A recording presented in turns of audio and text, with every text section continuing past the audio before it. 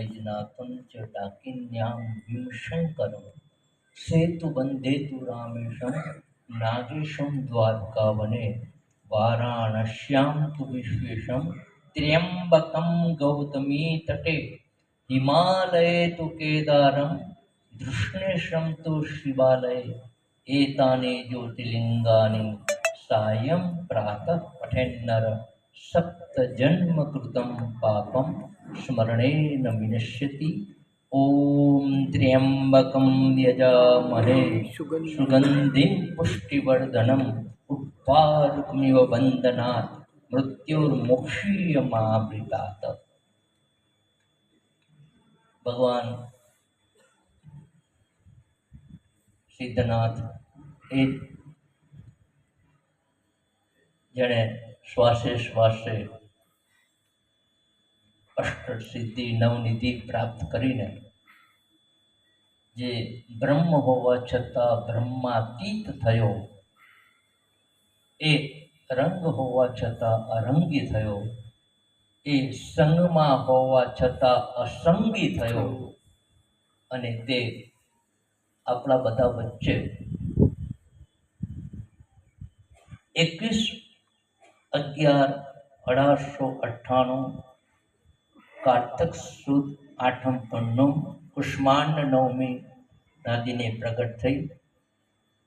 4/12/1925 નારેશ્વરમાં પ્રથમ આસન બિરાજમાન કરી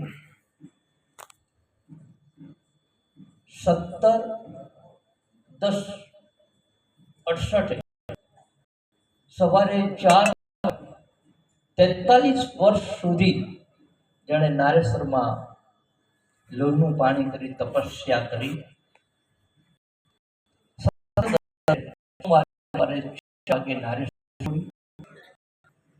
અને અંતિમ નિર્વાણના પદ પ્રાપ્ત કરતા કરતા કરજણથી નડિયાદમાં ઉત્તરસંડા ઉતર્યા। ઉત્તરસંડાથી શિવપ્રસાદજીના ત્યાં, વૈદ્યના ત્યાં, નડિયાદમાં પણ સંતરામ મંદિરના જાનકીદાસ મહારાજશ્રીની અંતિમ સ્થિતિ જોઈને એમને પણ મુલાકાત થઈ। ત્યાંથી અલીણા આવ્યા, અલીણા નહીં પણ મૌધા પાસેનું ગામ અનારતમાં પહોંચ્યા। એક જ ભક્તને આધીન થઈને એ ગામ ગયા અને તારીખ 20/10 ધનતેરસને કાળી ચૌદસ ભેગી હતી અને ઠાકોર કપડનમાં પધાર્યા। કપડમાં અંતિમ દિવાળી અને ઠાકોરે એ કપડના છેલ્લું સ્ટેશન નામે ગુજરાતનું રેલવે સ્ટેશનનું નેરો ગ્રેડનું છેલ્લું સ્ટેશન અને એ બાપજી જ્યાં પગે ચાલી શકતા નહોતા એટલે એમના માટે પેસ્તલ ખુરશીમાં બિરાજમાન કરી ચાંદીના રથની અંદર બે બળદના ગાલ્લામાં બેસાડ્યા। નામસ્મરણ કરતાં કરતાં મારો ઠાકોર મેઘદૂત બંગલામાં બિરાજમાન થયો। ત્યાંથી 27/10/1968 લાભ પાંચમના દિને કપડમાંથી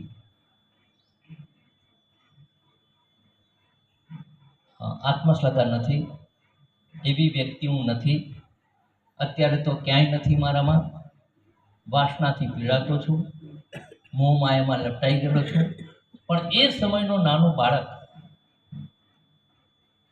કપડથી જ્યારે ઠાકોર અમદાવાદ સાબરમતીનું રેલવે સ્ટેશને ઉતાર્યા, ત્યાંથી આપણા બચુભાઈ એટલે પ્રેમ અવધૂતજીના બનેવીના ત્યાં રાત રોયા અને પછી ત્યારબાદ જયપુર શાંતિલાલ પંડ્યાના ત્યાં અને 71મી રંગજયંતિ ત્યાં ઠાકોરે ઉજવી।